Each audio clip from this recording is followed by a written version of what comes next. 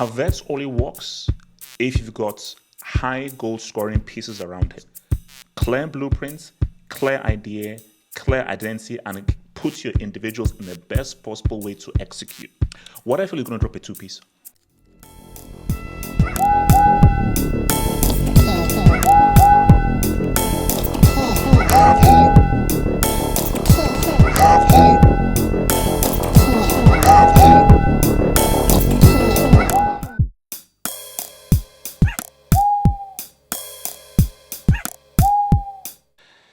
Guys, your boy's on location, man. Your boy's on location. I'm currently in Bonn, which is probably near Cologne. Your boy is in Germany. It is in Germany, and it's about to get real. It's about to get real right now. So, guys, let's start off with this man, Nagelsmann. I wasn't a fan of Nagelsmann being the manager, and I was even talking to your boy Moke, the guy who basically composed the whole stuff here, and I was saying to him, and we both agreed that I thought Rudy Volo was going to be a better guy to the coach. But look, he's the manager. He's the guy that's going to be in charge, and that's just the reality now. Like, he is the guy that's now going to be in charge. And what me and Moke was saying was, international management and club management are very different. This is not where you can be modern, gegenpress, have a plan B, plan C, inverted fullbacks, and all that Pep Guardiola nonsense. You've got to, because it's all about git. Let's just be real. Like, this is all about full-on git. So for Nagelsmann, have your team, have your formation, and there's a key decision he has to make, very key, and that's how you're going to roll throughout this whole tournament. Any chopping and changing ain't going to fly, bro. Trust me, any of this chopping and changing ain't going to fly. You've just got to just do git. Like, 100%, it's got to be full-on git, full-on git. So what's going to be key for me is, will he get the best out of this team? And for me, it starts from this opening game. It starts from this opening game, because you already know what I've said about your boy Mimic Sauce. So he's a young manager. And this is a huge, think about it. First time young manager, first time being German manager, and it is a tournament hosted by your country. It doesn't get more nervous or more big time than that. So either you can be fearful of, my gosh, man, everyone is watching me, it's on a home soil, or take up the challenge. And I think Nagelsmann strikes me as a guy who believes in himself. He's got a little bit of a Swaginski, but that Swaginski has got to translate himself into results and get, because you've got to go out and get this job. You have to go out and get this job. But for Nagelsmann, for a tournament, no chopping and changing. You can't overcomplicate things or give too much instructions. Clear blueprints, clear idea, clear identity, and put your individuals in the best possible way to execute. I'm looking forward to this dude. I'm looking like, yeah. like 90% eye test, like 90% and above eye test. So he's that dude. Again, talking to my German amigo here, he was so good at that World Cup. I believe he completed the most dribbles at that World Cup. And what we're saying is, he's got everything: dribbling, close control, balance, works well in tight spaces, technically proficient, passing the eye test, la, sa, tata, mama, tata. He's got all that. The one bit of his game that's missing is finishing. If this guy if he brings niche into his game, we're looking at a full-on, fully-fledged world-class player. If he can just be effective in goal and really finish well, bro, he could be that dude. This guy could generally be that freaking dude. So he just needs to just add that to his game and everything. But this is huge because, again, I'm old school. And when you're old school, there is a significance of wearing the number 10 jersey. So the fact that he's been given the number 10 jersey on a tournament on home soil, that is a significant deal. So my main thing is, because, bro, there's another kid who we're going to be having a watch about him, who's looking as well. So it's all about, is he going to be able to ride and say what's up? If he's able to ride and say what's up, that's going to be very, very key. It's going to be very key for your boy Jamal. Disney Plus. Disney Plus. If you were to tell Toni Kroos that your final game in your entire stellar career, that has included a World Cup, several UCL, several La Liga titles, your final game would be in Germany. And I believe the final game is in Allianz Arena, I believe. That your final game ever will be in a tournament hosted on home soil. He'll be like, yo, come on, that's too much. That can happen.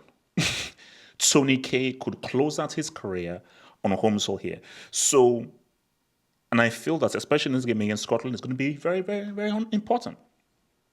Because Kroos is as important as Musiala is to this team. Because let's be real, especially in this game, Musiala, he is the instigator. He's the guy in the final third that's going to produce some magic. But Toni Kroos, he's like the Javi. He is the lifeblood and the nucleus of this team. And what he does could help to dictate things and really allow Germany to dance. Say, what's up, bro? He could end this career huge. But I think especially in this game, is how well do Germany start. And I think if Toni Kroos plays well and he dictates the tempo, that could really set the precedent. Because Germany should control the game. They should completely control this game. But what Toni Kroos does in that midfield and how well he plays in that midfield is going to set the tone coming all the way through. That opening game is very key.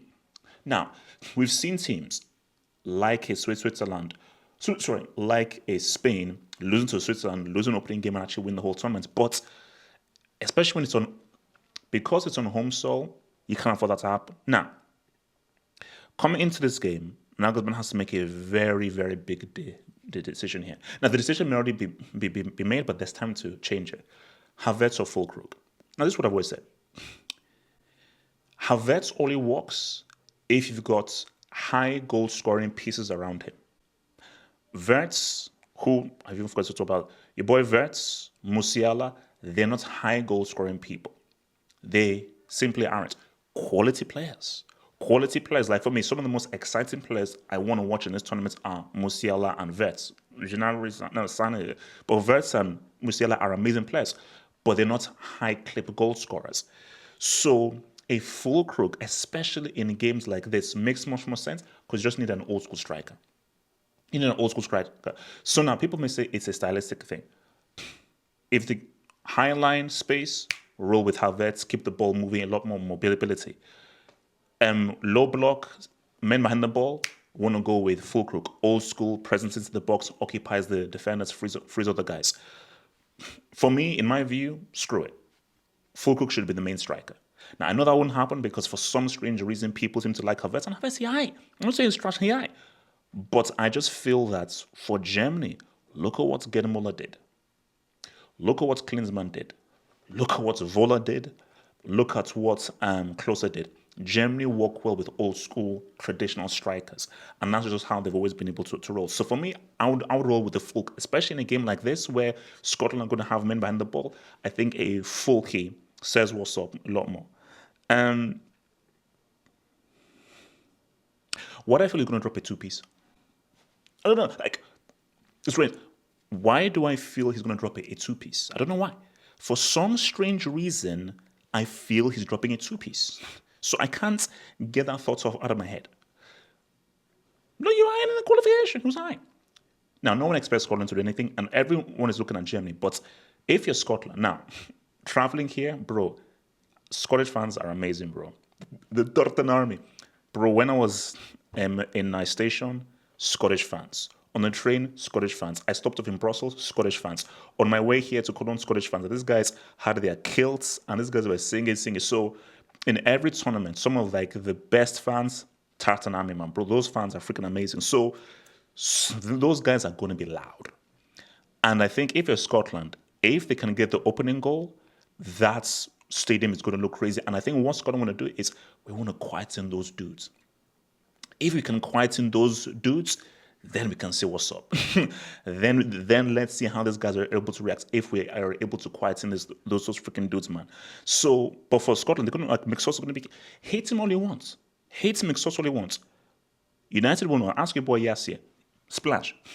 He scores crucial goals. And for me, would he be shocked if McSauce drops a two-piece? That's what I'm asking. Will he be shocked if he drops a damn two-piece, man? But look, man, if it's Scotland, man, you see, Scotland, these guys will always give effort. And these guys will always be amazing so supportive. So if you're Scotland, you know that you're the inferior team. But especially in these opening games, you want to look to anything for motivation. And the Scottish fans are going to play a huge role in a potential upset. A huge, massive role in a potential upset. Because if those fans are loud and Scotland, they defend well, they keep themselves in the game, and they just take their moments. But because if you're Scotland, you're going to win every 50-50. You can't compete with Germany quality-wise, but you can compete effort-wise, and winning all those 50-50 balls, all those loose balls have to be won by you. So they can say, what's up? I'd like giving a prediction here. but I also want to Scots, man, this is a big tournament as well for Wirtz. Huge tournament for him as well. I do worry a bit about that German defense. That defense does have me worried. But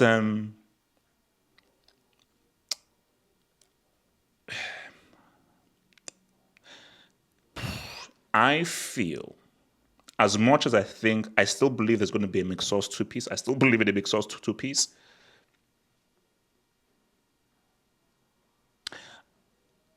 I'm going to say 1-1. I think Germany will play pretty well, but they'll make it 5-6. I think Germany will go ahead, and I think Scotland will get a equalizer and maybe through a penalty. Because I was going to say 2-1 Germany. And for a long time, I was thinking 2-1 Germany. But even as well, I just have this sneaky feeling about it. So I'm going to stick with a 1-1. Like that. I think it would be too much for this to go lost because 1-1. But in an alternate universe, it's Germany score and Scotland win 2-1. And it's a McSauce in the 97th minute. So a McSauce two-piece is still a possibility, but it's what it is. So guys, remember guys, we're going to be here. We're in Germany. We're in freaking Germany, baby. So remember, post-match will obviously be quick, and we'll have the post-match hangout straight after the game. And remember, guys, be here for your number one Euro 2024 coverage, man. Guys, it gets real.